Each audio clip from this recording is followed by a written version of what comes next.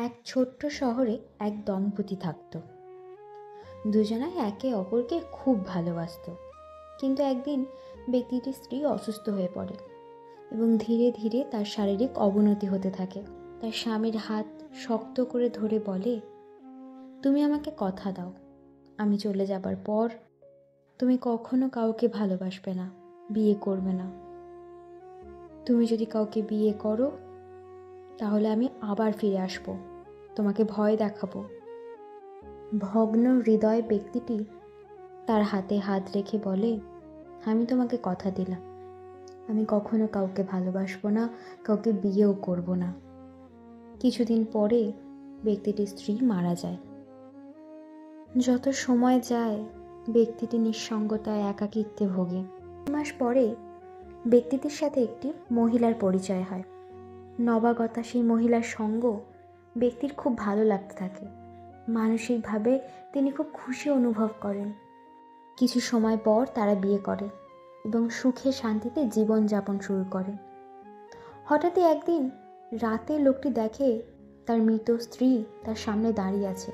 অতি ক্ষিপ্ত দৃষ্টিতে তার দিকে তাকিয়ে নানাভাবে তাকে অপমান করে, ভয় দেখায়।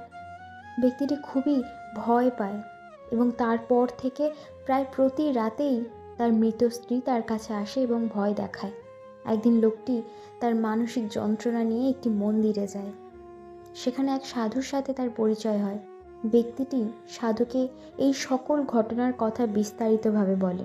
সব শুনে সাধুটি বললেন, বেশ, এরপর যখন ওই ভূত আসবে তখন তুমি ওকে একটা প্রশ্ন করবে।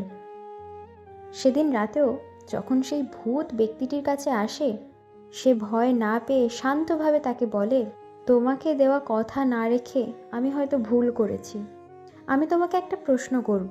তুমি যদি সঠিক উত্তর দাও তাহলে আমি আমার বর্তমান স্ত্রীকে ত্যাগ করব এবং তোমার কথা মতন একাকী জীবনযাপন করব। আর যদি তুমি উত্তর দিতে না পারো তাহলে তোমাকে সারা জীবনের মতন চলে যেতে হবে।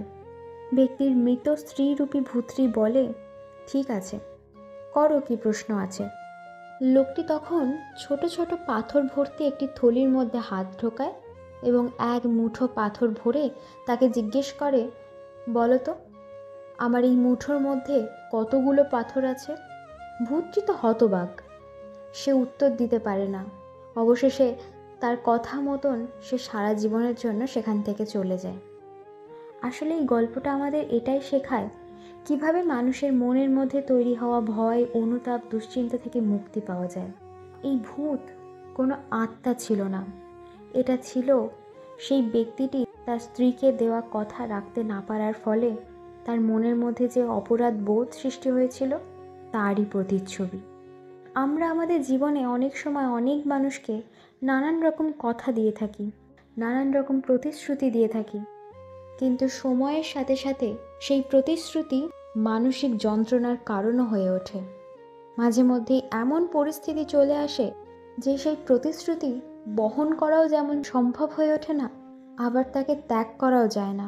আর এমন মানসিক বোঝা নিয়ে মনের মধ্যে তৈরি হয় অপরাধ বোধ, অ্যাংজাইটি, ওভার থিঙ্কিং, যার ফলে কেবল গুমড়ে গুমড়েই মরতে হয়। কিছু সময় নিজেকে ভালো রাখার জন্য, জীবনে একটু প্রাণ খুলে বাঁচার জন্য শান্তভাবে যুক্তি ব্যবহার করে মানসিক যন্ত্রণা থেকে মুক্ত হতে হবে। বাহিক্য বল প্রয়োগ করে কখনোই নিজের মনের মধ্যে তৈরি হওয়া সমস্যা থেকে মুক্তি পাওয়া যায় না। সর্বোপরি নিজেকে ভালো রাখাটা সবচেয়ে গুরুত্বপূর্ণ।